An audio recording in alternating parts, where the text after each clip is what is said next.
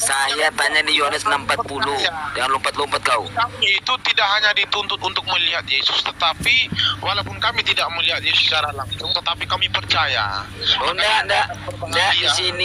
Di sini melihat Yesus. Pada zaman yang mana dulu? Sekarang ini sebab inilah kehendak Bapa. Nggak ada zaman-zaman, yaitu supaya setiap orang melihat. Nggak ada zaman-zaman apa nggak tertulis dulu. Kamu tambah kurang kau. Yohanes berapa tadi? Yohanes 6:40.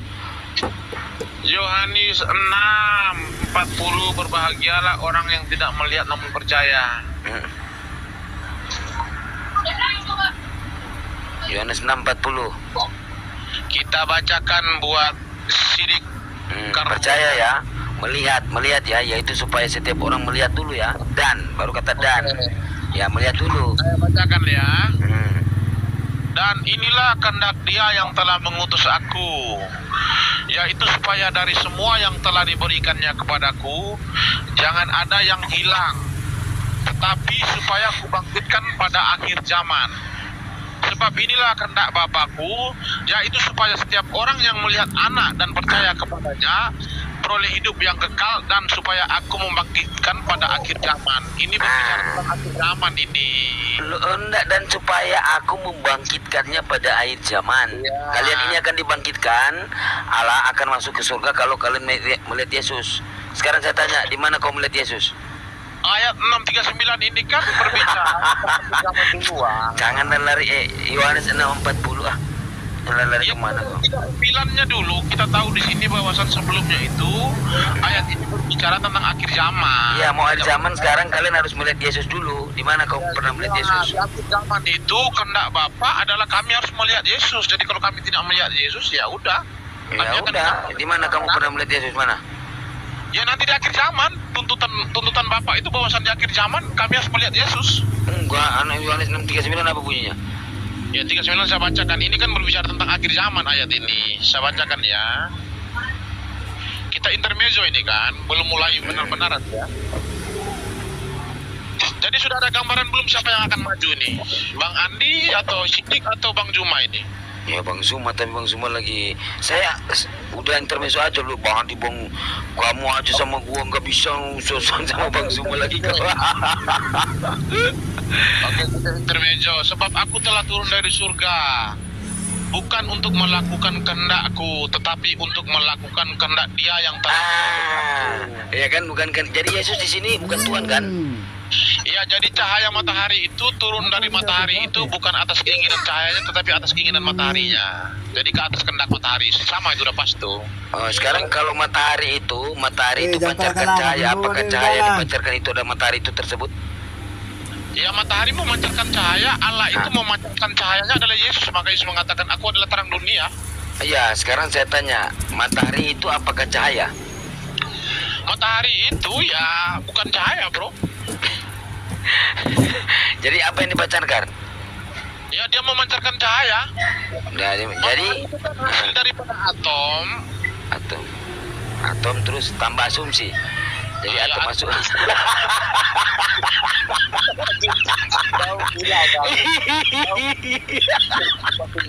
Nengok, aku baru naik bentar, penonton udah naik bentar lagi itu.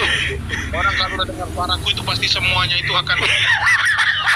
Teman-teman ini kok mendengarkan suara saya itu seolah-olah terpesona gitu. Iya, betul. Ya, debater terbaik ini, debater terbaik dalam Kristen, tapi kebanyakan Yuncep ya, Mea. Iya sih, Iya lagi. mereka itu terpesona loh. Iya, betul.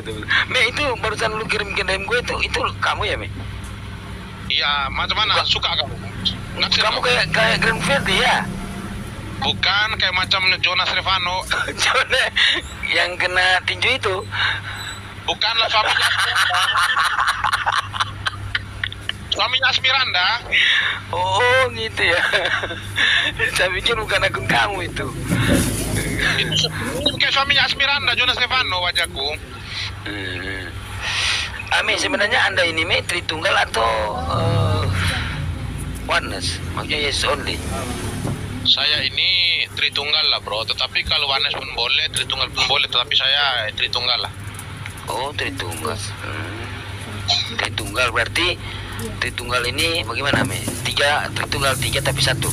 Tritunggal itu analoginya matahari, itu aja.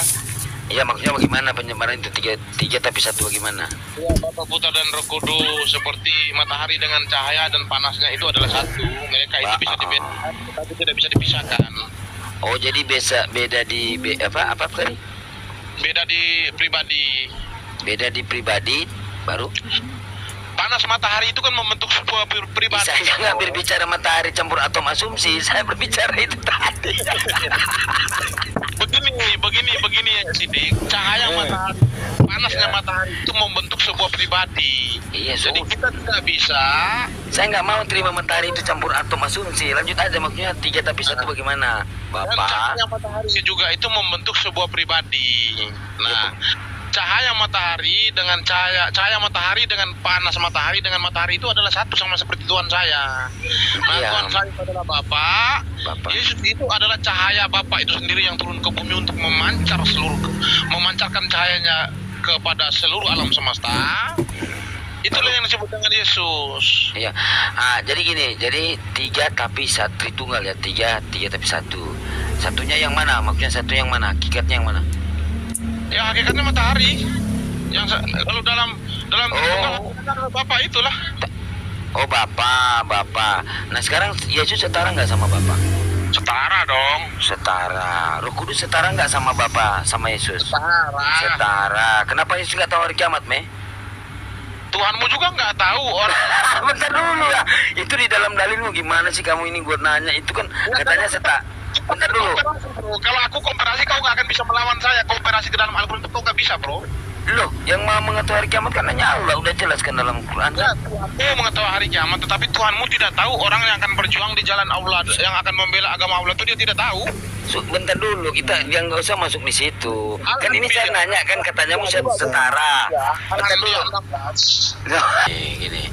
Nah, kalau kita lihat di Kisah Para Rasul 1 nomor 7, jawab Yesus gini, engkau tidak perlu mengetahui masa dan waktu yang ditetapkan Bapak sendiri menurut kuasanya. Berarti gak usah Bapak nih, ya. Berarti yang tahu memang cuma Bapak, Yesus nggak tahu. Tapi kalau kamu mengatakan setara, bagaimana bisa setara itu, Me? Bisa kamu mengatakan. Oke, nggak apa-apa. Sekarang gini, Me. Nah, sekarang kan kamu mengatakan setara nih antara Yesus, Bapa dan Roh Kudus. Nah, kenapa cuma menghujat Roh Kudus nggak bisa diampuni? Kalau memang setara berarti menghujat Roh Kudus nggak bisa diampuni. Menghujat Roh Kudus itu tidak akan bisa diampuni, tetapi menghujat anak manusia masih bisa diampuni. Terus? Menghujat anak manusia artinya berbicara tentang kemanusiaan Yesusnya, tidak berbicara tentang Sang Firman yang berinkarnasi, tidak. Gini, katanya setara nih, Me. Tapi kok cuma menghujat Roh Kudus, menghujat anak boleh? Itu kedagingan Jibril di dalam surat Maryam ayat 16 atau 17. Saya ini kan raja komparasi, jadi supaya kamu sadar. Bentar, biar kamu sadar, kamu jangan tertawa, kamu ketakutan saya komparasi. Bukan, kok kamu sih komparasi? Gak nyambung komparasimu, ya. Jadi tertawa. Gini, iya, berarti dari mana? Apa yang kamu komparasi itu? Saya ingin bertanya begini. Bertanya kok setara, tapi kenapa? Yang jadi pertanyaan gitu, jadi pertanyaan serius. Kok setara tapi hanya menghujat Roh Kudus yang nggak bisa diampuni? Ya, saya ingin bertanya kepada kamu ya. Itu kan bisa batal. Itu kan memang pembatalan Tritunggal kan itu kalau memang begitu kan? Saya tanya dulu begini. Jibril di dalam surat Maryam 17, ketika Jibril berubah menjadi manusia yang sempurna datang untuk menemui Maryam itu tubuh kemanusiaan Jibril itu boleh dikatakan Jibril atau tidak? Jibril, bagaimana coba saya lihat? Bentar, saya lihat dulu. Surat Maryam 17 kan? Maka ia mengadakan tabir, ya kan? Yang melindunginya dari mereka, lalu kami mengutus roh kami kepadanya, maka ia menjelma di hadapannya dalam bentuk manusia sempurna. Ya, kenapa di sini? Iya, dalam bentuk manusia, kenapa? Nggak nyambung kan dengan Tritunggal tadi? Kan gak nyambung. Hakikatnya adalah roh. Bentar, Jibril itu hakikatnya adalah roh yang tidak bisa dijangkau oleh manusia secara fisik maupun secara kasat mata. Nah, ketika Jibril itu berubah wujud menjadi manusia yang sempurna, manusia itu boleh dikatakan Jibril atau tidak? Ya, memang Jibril lah. Sudah menjadi manusia, udah udah nggak ada rohnya di sini, udah jadi Jibril, udah jadi manusia. Jadi ketika dia berubah menjadi manusia itu boleh kita masih tetap mengatakan manusia tersebut adalah malaikat Jibril? Ya iyalah. Ya sama seperti Yesus, bro. Iya, Yesus juga ketika dia berubah wujud menjadi manusia, maka manusia tersebut masih bisa dikatakan Tuhan. Iya bukan, yang saya nggak nyambung, yang saya tanya kok hanya menghujat Roh Kudus yang tak bisa diampuni. Kamu nggak ngerti nggak menghujat Roh Bapa? Kudus itu adalah hakikat Tuhan. Nah, terus kenapa berarti lebih tinggi Roh Kudus daripada Bapa?